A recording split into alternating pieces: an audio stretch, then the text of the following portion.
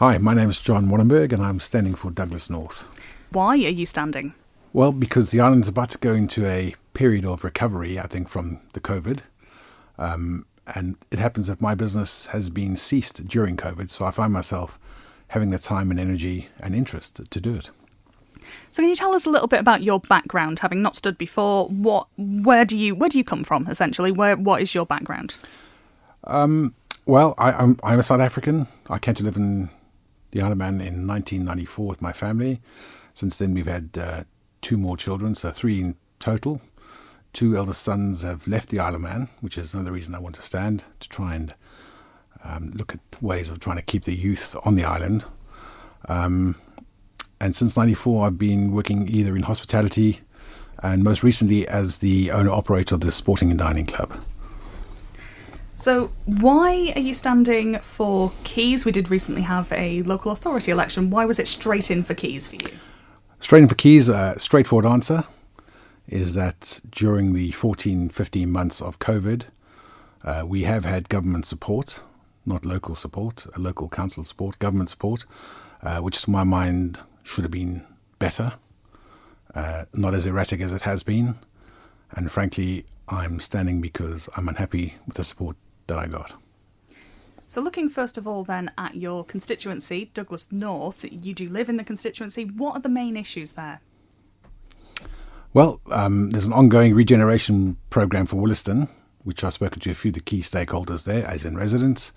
They're unhappy with certain things. Maybe we can go into that at a later stage.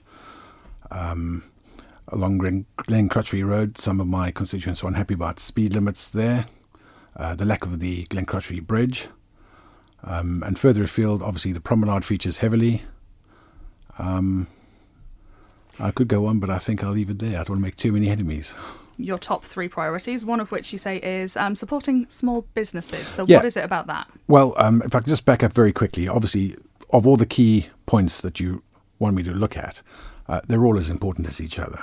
And it's very hard to take 3 and put them above something else. I mean, climate change is as important as recovering the economy, as is health service waiting lists. So I focus on things which I think I have a little bit of experience in, and supporting small businesses is one of them. And as I touched on a while ago, I think we need a more supportive access to we need more support from government for small businesses to get through this pandemic. And it needs to be more fair, I think. We need to invest in infrastructure problems, certainly in housing developments. And I think brownfield sites we need to look at more so than anything else. And obsolete brownfield sites, which are just left to stand, maybe we should look at increasing rates on those to try and force people to do something to develop them. So what is it about the support that's on offer at the moment then that you said it needs to be more fair? What is it about it that's unfair? Well, I think it's sector-based at the moment, and there's certain businesses which have fallen through the cracks, and we need to get a more hybrid style of support rather than just saying a binary yes or no. So are there certain sectors, which sectors have been left behind, do you think? Well, I can tell you now that the events and entertainment sector, from which I'm in, has certainly been left behind. So what support is needed? Does it need to be grants? Does it need to be some kind of ongoing situation? Certainly ongoing support, and certainly the salary support would be nice all the way through when the borders have been closed for a starting point.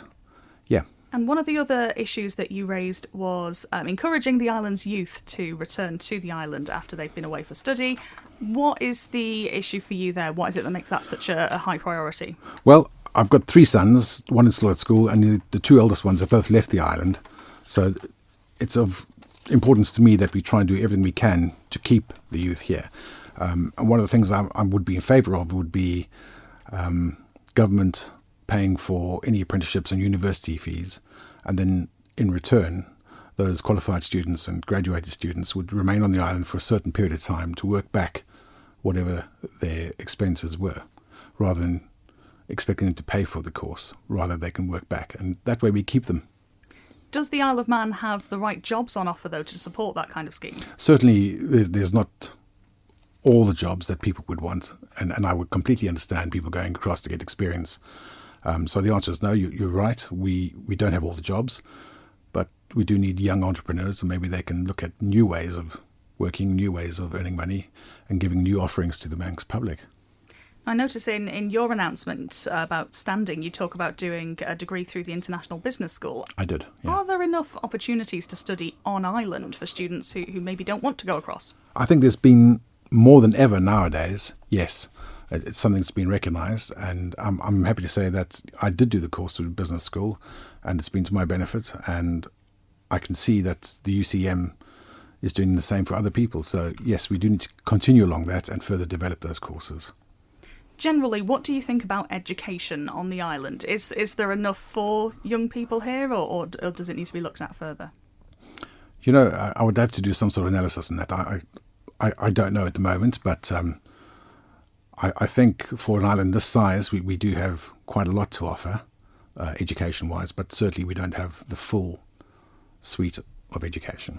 What for you are the island's top priorities for the next 5 years? Well, the number one priority is to get the prom finished. Number two, and I say that in tongue-in-cheek, is that we need to recover the economy.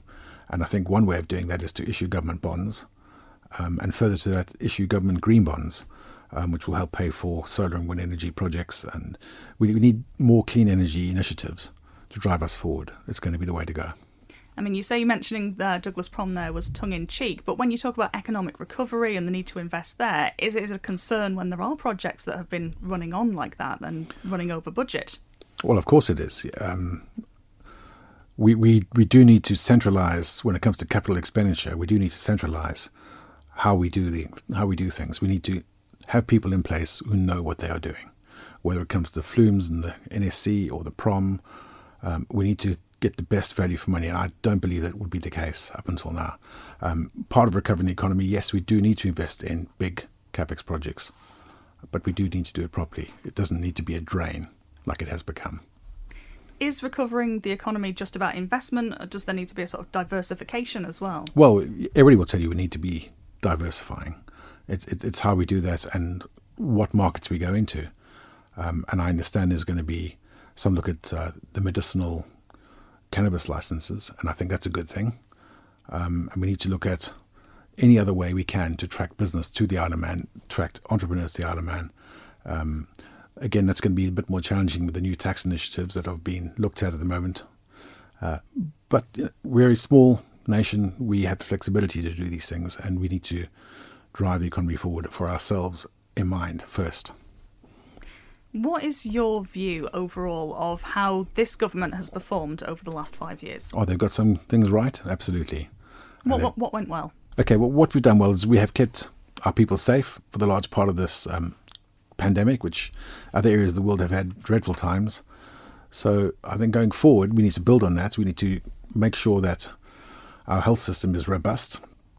And I fear for that that there's going to be a huge drain on elective procedures in the next year or so, given that COVID has taken over everyone's interest. And one of the things we haven't done as well, I think, last year when we were COVID-free for most of the year, we didn't get on top of the elective procedures.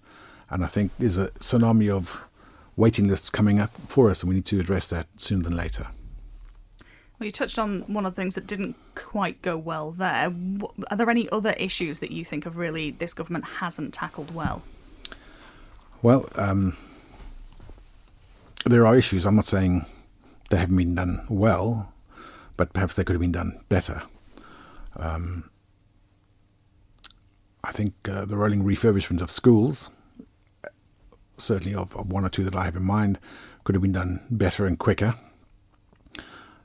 I think we should have been, as a government, more compassionate in the way we look at giving support to small businesses, not just a binary choice.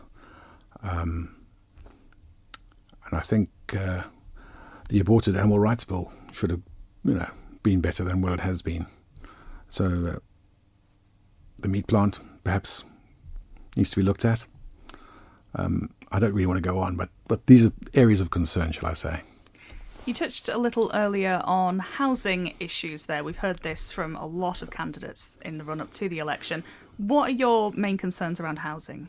I think we need to increase the stock, and I think we need to increase it in a way where we create a passive housing market, which is we need to have energy efficient housing, whether it's solar panels, energy efficient boilers and things like that, and we need to be using brownfield sites. All of these things, all this technology, we do have access to, and we do need to try and develop along those lines rather than just building greenfields houses which are not geared towards energy saving. What about for sort of first-time buyers as well? That's an area we've heard a lot about recently. Does there need to be more affordable housing for those who are trying to get their first foot on the market? I think that's definitely the case, and I think we need to look at how that's done. We don't need people, whether they are Manx or not, buying up 10, 12, 15 houses. We need to have a certain regulated aspect to this. We need to make sure that our young people do have access to affordable housing, and we need to make sure that government don't let anyone, developers or otherwise, ride roughshod over the young people getting houses. That should be the first concern. Over the last couple of years, government has very much been pushing the idea of the area plan for the east, the area plan for the north. Is that a sort of thing that you think needs to be looked at again? Yeah, I think everything should be looked at on an ongoing basis as needs and changes evolve. So another issue that we've been hearing about a lot in the run-up to this election is crime. What are your thoughts on crime on the island?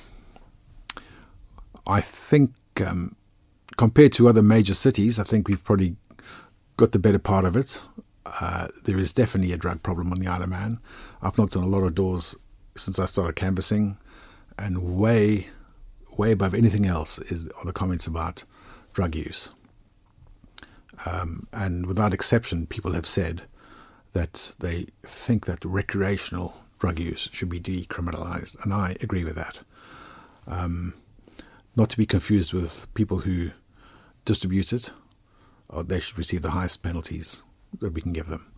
But we do need to look at stop making criminals out of our young people for what is effectively part of growing up. What about antisocial behaviour on the island? Certainly not so much in Douglas North, but in one of the neighbouring constituencies this has been a big issue. Is that something that has been a real concern over the last year for you? I'm certainly aware of it, and the problem is that we don't have enough community centres or clubs for these young people of certain ages to go to.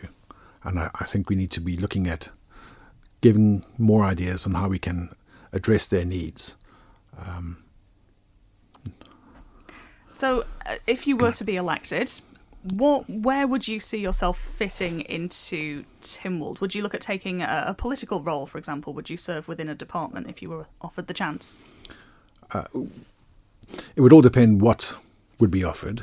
I wouldn't take anything which I didn't think I could contribute to. And I think if we do need to move the island forward, I think that we all need to be involved, and there'd be little point in standing to say I wouldn't do it, but I would only do it if I felt that I have something positive to do to contribute it. So just finally then, if someone is going to the polls and they have the chance to put that cross next to your name, what will you give them for the next 5 years? What can you promise them? Well, there'll be a Douglas North voter, obviously, and I'll pledge to give them absolutely my time and try and affect their lives for the better.